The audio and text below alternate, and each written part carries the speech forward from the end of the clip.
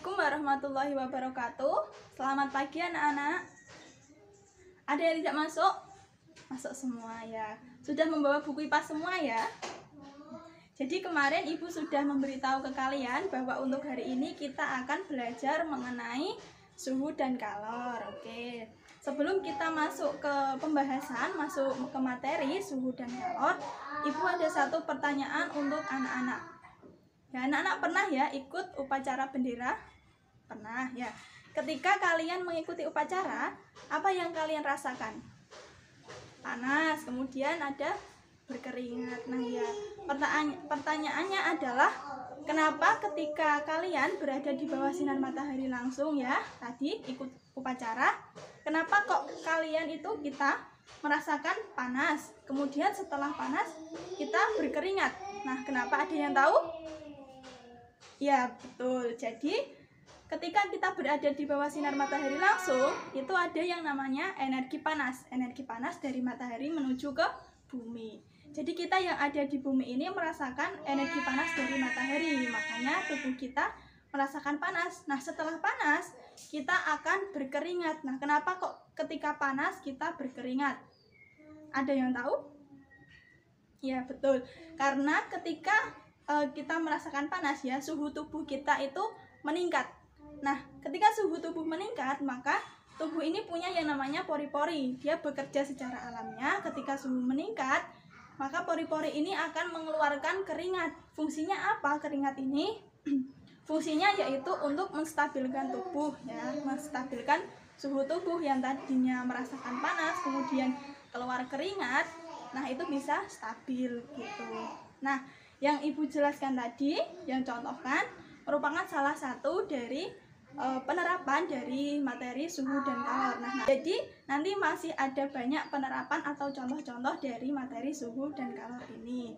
Harapannya nanti setelah kita mempelajari ini, anak-anak bisa mengetahui, yang pertama adalah mengetahui konsep suhu, yang kemudian yang kedua, anak-anak bisa mengetahui alat untuk mengukur suhu, dan yang ketiga adalah mengetahui skala pada suhu. Silahkan bukunya bisa dibuka halaman 40 mengenai materi suhu dan kalor.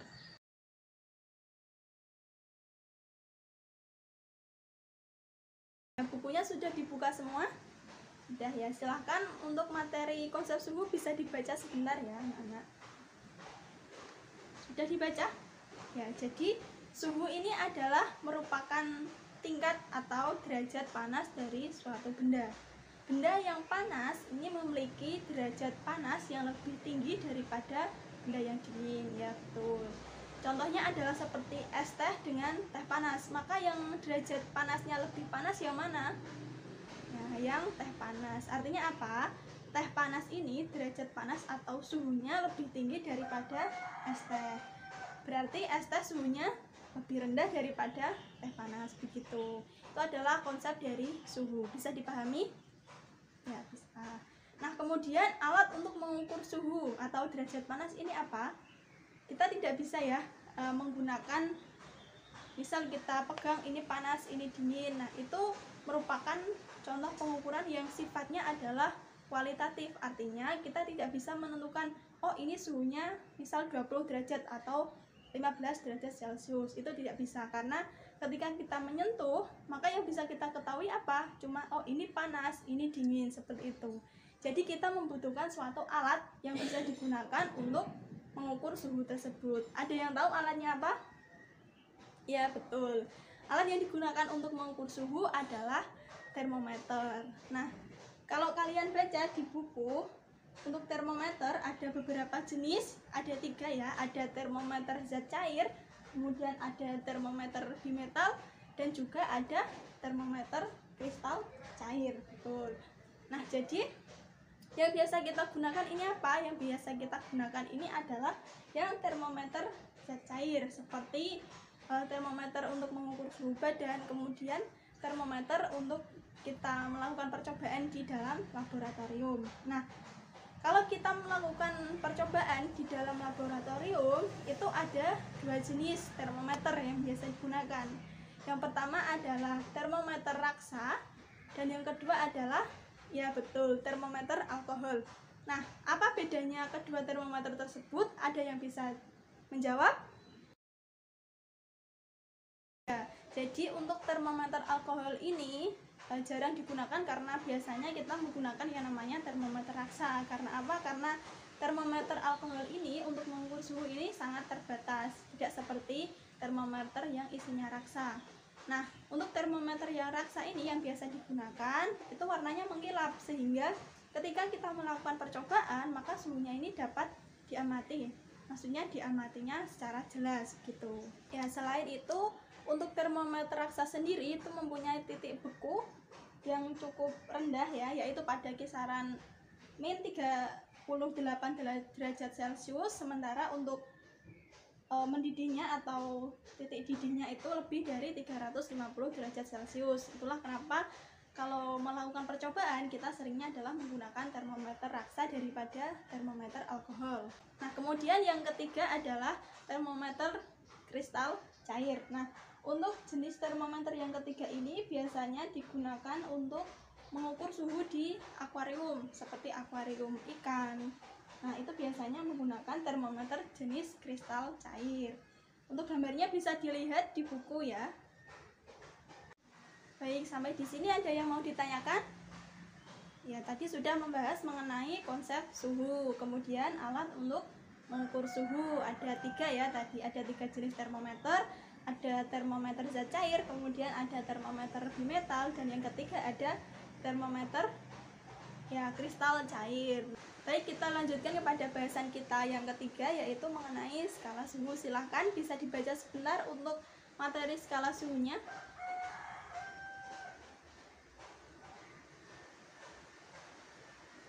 Ya, sudah ya.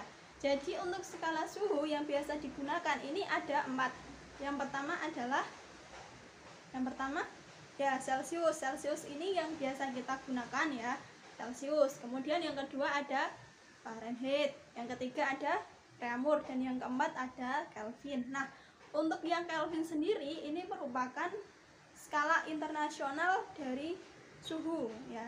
Jadi suhu ini adalah skala internasionalnya adalah Kelvin, bukan Celcius gitu. Nah, kemudian apa perbedaan dari keempat skala tersebut? Ada yang tahu?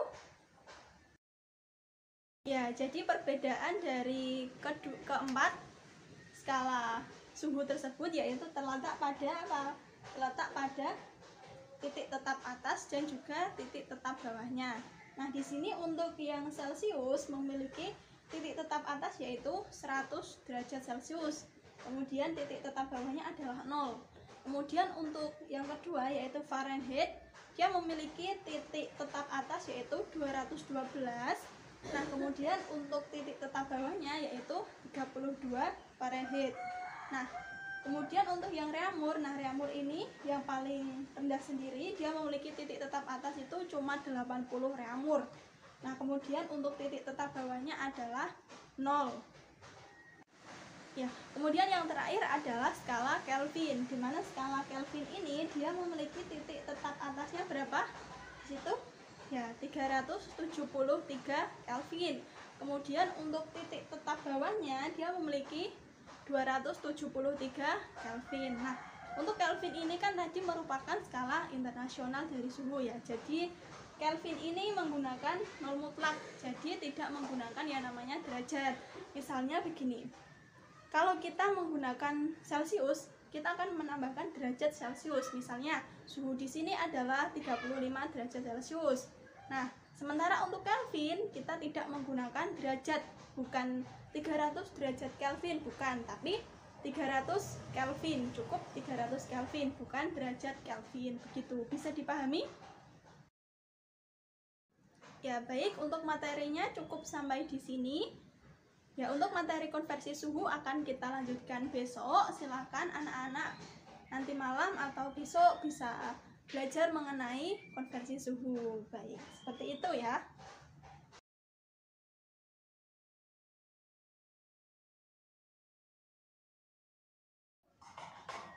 Ya, baik, sebelum kita mengakhiri kegiatan pembelajaran pada pagi hari ini, ada yang bisa menyimpulkan atau merangkum tentang apa yang sudah kita pelajari tadi? Bisa angkat tangan salah satu, ayo. Ya, boleh. Nah, ya, coba yang lain. Ya, jadi itu tadi rangkuman atau kesimpulan dari anak-anak sekalian. Ya, benar bahwa suhu ini merupakan tingkat atau derajat panas dari suatu benda. Ketika benda itu panas, maka dia memiliki derajat panas lebih tinggi daripada benda yang dingin. Contohnya adalah teh panas atau teh hangat dengan es teh. Maka suhunya lebih tinggi yang mana? Ya, maka suhunya lebih tinggi yang teh panas atau teh hangat daripada es teh. Nah, alat untuk mengetahui suhu itu namanya adalah termometer, betul. Nah, termometer sendiri ada beberapa jenis. Nah, yang biasa kita gunakan adalah termometer badan. Kemudian yang biasa kita gunakan di laboratorium itu adalah termometer raksa atau termometer alkohol, betul. Nah, kemudian untuk skala yang ada di suhu itu ada berapa? Ada 4. Yang pertama adalah ya Celsius. Celsius ini yang biasa kita gunakan. Kemudian ada Reaumur, kemudian juga ada Fahrenheit dan juga ada Kelvin. Nah, yang Kelvin ini merupakan satuan internasional dari suhu. Ya, baik, kita cukupkan untuk pembelajaran pada pagi hari ini. Kita lanjutkan ke pertemuan besok yang akan membahas mengenai pemuaian, ya, mengenai pemuaian akibat suhu gitu. Bisa kita akhiri. Baik, pembelajaran hari ini Ibu akhiri. Wassalamualaikum warahmatullahi wabarakatuh.